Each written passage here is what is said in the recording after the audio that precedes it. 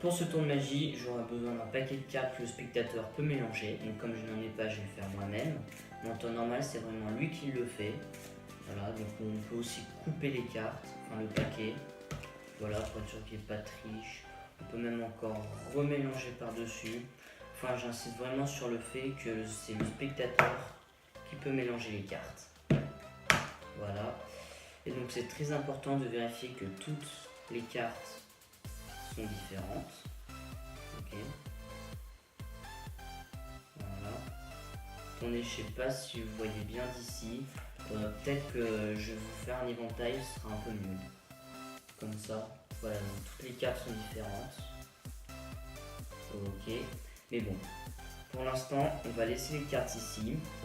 Je pense que vous aurez remarqué, mais depuis le début du tour, j'ai avec moi un cadre. Ok. Et si on lève le foulard, et bien on peut voir qu'il y a du plastique. Ok. Et donc, ce cadre, il est magique pour deux choses. La première, c'est que comme vous pouvez le constater, il y a plusieurs photos. Donc il y a Bernard Billis, Smouzini, Antonio le magicien, enfin il y en a vraiment un paquet. Donc justement, ces photos, ce sont des prédictions. Et aussi ce cadre, il a un deuxième pouvoir magique, c'est qu'il a le pouvoir d'attirer les cartes. Et donc vous verrez pourquoi. Donc juste avant, je vais faire défiler les cartes et je vais demander à un spectateur de me dire stop quand il veut. Par exemple ici.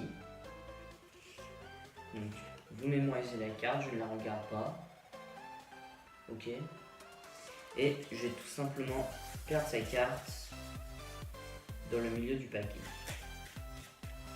Voilà, comme ceci. Bien mélanger les cartes. Comme ceci. Et maintenant, regardez bien. Si je claque des doigts, la carte du spectateur a totalement disparu. Et pour vous le prouver, je vais faire défiler les cartes une par une.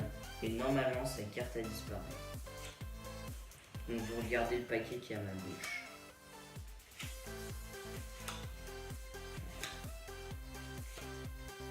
Normalement, la carte a totalement disparu.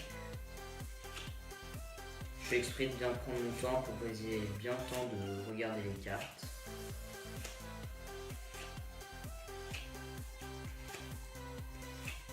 Voilà. À mon avis, vous ne l'avez toujours pas vu. 9 de carreau, roi de cœur, roi de pique, valet de pique, 8 de pique, 5 de pique, joker, joker, 5 de trèfle, dame de carreau, 7 de carreau, enfin voilà. 3 de pique.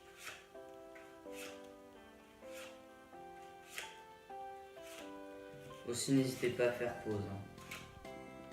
Et pour finir, le 6 de carreau. A mon avis, je pense pas que vous n'ayez vu votre carte, donc le paquet on en a plus besoin. Et je vais récupérer mon cadre. Au tout début du tour de magie, vous avez dit que ce cadre il avait deux pouvoirs. Le premier, c'est qu'il avait le pouvoir d'attirer les cartes. Et bien si on lève le foulard, on peut voir qu'une seule carte est bien coincée à l'intérieur du cadre. Et c'est celle que le spectateur a choisi, le 3 de carreau. Donc elle est réellement à l'intérieur, hein, si je frotte devant ça fait rien. Et derrière pareil. Voilà. Et j'avais dit une deuxième chose sur ce cadre, c'était aussi une prédiction. Alors là je vais me rapprocher. Si on regarde la photo de Bernard Billis, donc celle-ci, et bien on peut voir que dans sa main il tient une seule carte. Et c'est le 3 de carreau.